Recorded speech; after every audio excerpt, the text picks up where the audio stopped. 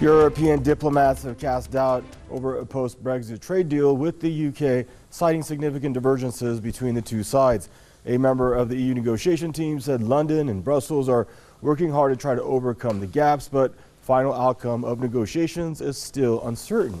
A separately, European diplomat warned that there will be no more concessions in trade talks with Britain. He said the bloc's negotiators have moved to, quote, within millimeters of the limits of their mandate at the talks. Diplomats stressed that it is now up to London to compromise if a deal is to be reached.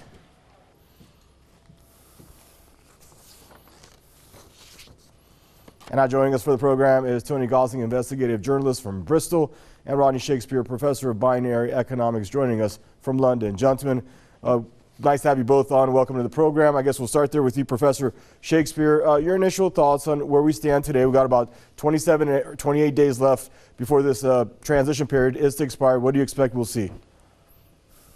A few weeks ago, Dominic Cummings was ejected from Downing Street.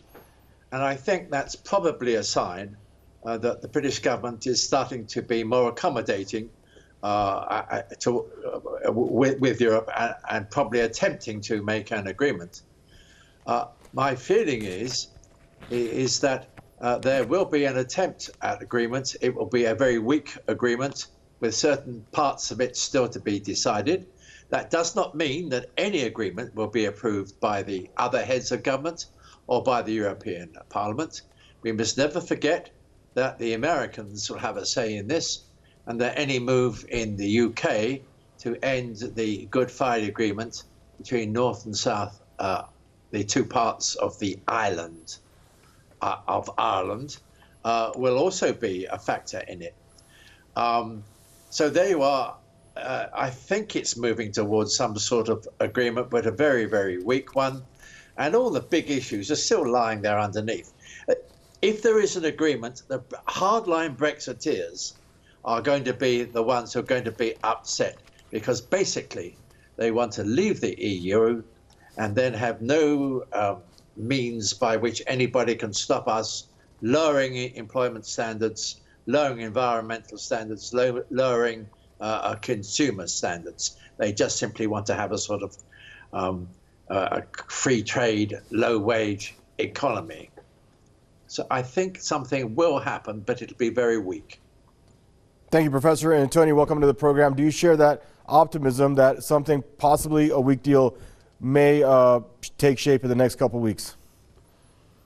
Well, look, this is a very important deal, isn't it? Because when Britain joined the EEC, before the whole idea of a political union was sneaked upon the public, and there was never any proper vote about that. There was in some countries, but not here. We were all just told to accept it. Britain was actually a very much more powerful industrial nation. We've seen our industries go, but more importantly, the British had a great deal of fishing rights all around, actually around the North Sea, down the Channel, actually much more than they've had, obviously, since they've joined the EEC and the European Union. So there's a great deal of discussion going on about these things. I honestly don't think that the EU in Brussels can afford to give Britain any kind of deal, because they know that other European countries are going to be looking at what deal Britain gets, and they'll be expecting to get something similar if they decide to leave. And the whole point here is to dissuade other countries, and in fact it's the populations in those countries, because the political leaders in other countries, apart from possibly in Hungary and Poland, are already decided that they are wedded to Brussels, because there's a gravy train in Brussels where they know that a senior politician in Germany or France, Spain, anywhere else like that, if they get ousted by their population, their public, then they will find themselves magically spirited into Brussels to become an EU commissioner. So they'll be running the whole show, even though their public has rejected them. That's how perverse I think the EU system works. Or doesn't work, and of course it hasn't been working with the financial crises, the migrant crises. I mean, you know, you can name one after the other, loads of problems that that Brussels and the EU have had. But look, coming down to the line, as we're doing at the end of December, was always going to be problematic.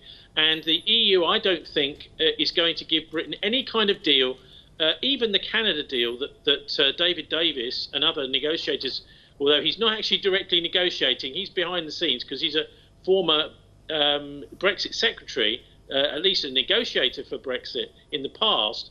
They are saying that they're going to get a bad deal, and they want a Canada deal, but they're not going to be even given that. That's the same deal as we've got with Canada. This is the obvious thing to say.